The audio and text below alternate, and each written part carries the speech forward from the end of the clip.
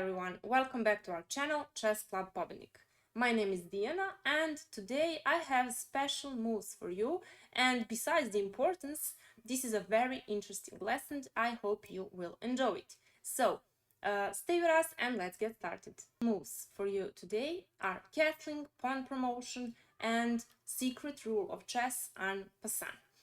So castling is a special move where a king and a rook move simultaneously, usually to improve king's safety and connect the rooks. This is the only situation where our king moves two squares instead of one, like he usually does. So we have two types of castling: king's side and queen's side. When we want to castle, like we said, our king goes two squares instead of one to the rook, and the rook goes to the next square to the king. Kingside castle looks like this. And now white castles king's side. Castling is very important because when we castle, we are sure that our king is on its safe place and we have protected him. It's all the same when we want to castle on queen side. So the king moves two squares to the rook and the rook moves to the square next to the king. When we want to castle, we need to follow the rules. The rule number 1 says that we cannot castle when our king is in check. So in this example here, we can see that this queen on e2 attacked our king, and now we can't castle until we remove the threat. So these are options to remove a threat who gave a check, or we can protect ourselves by playing a knight to e4, and now the black king can castle. The rule number 2 says that we cannot castle when there is any of our pieces between king and our rook. So like we see in this position here, in this example, we have a queen on d8 and queen side castle is not allowed. So what we can do, because we have this piece here, we can castle on the other side, which means we can castle king's side. So the rule number 3 says that castling is not possible when our king, by castling, goes over a square which is under attack by another piece.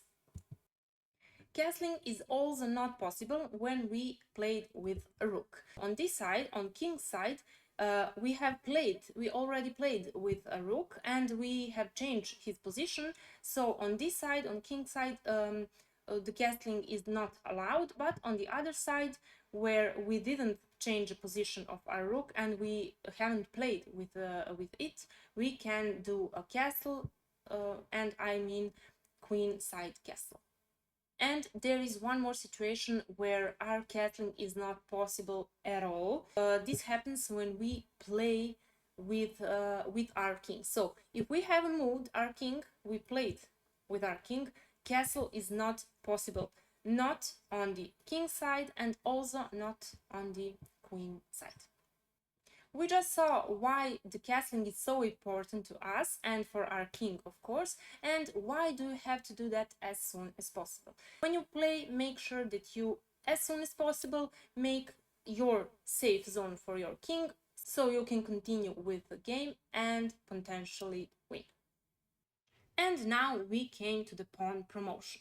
As we were talking about it earlier, this rule says when the pawn reaches the opponent's back rank, and this is the 8th rank for black and the 1st rank for the white, it can be exchanged for a queen, a rook, a knight, a bishop, and a knight. Even though we already, like we were talking, even though we already have those pieces on our board, so we can simply choose what piece we want to have on our board. So I'll go for a queen, and now I have a white queen. I mean promoted pawn to a white queen. Promotion is a very important rule because our pawn on 8th rank can't be a pawn anymore, so we need to use another piece, and like we said, we can choose between a queen, a rook, a bishop, and a knight.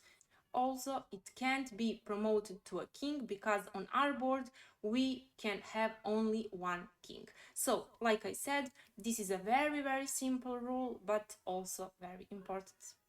And the last rule for today is a special rule of chess, en passant. So, this is a special pawn capture that can occur with if a pawn moves 2 squares forward from its starting position and is adjacent to an opponent's pawn, which can capture it as if it had moved only 1 square. As we can see, our pawn here is on 4th rank, and if the opponent's pawn moves 2 squares forward, and now stands side by side with ours, we can play en passant. On first move, and only first move, we can capture behind the pawn. You must do that on your very next move because later it can't be done. We can do en passant with this pawn here on g2. If this pawn moves 2 squares forward, and now he stands side by side with ours, we can play en passant and capture this pawn just like this. This is a real chess rule and not everyone knows it, so if you have a chance to do en passant, make sure to use it immediately. That would be all for today. I really hope you enjoyed. Please don't forget to like this video and subscribe to our channel Chess Club Pobednik. See you next time. Bye!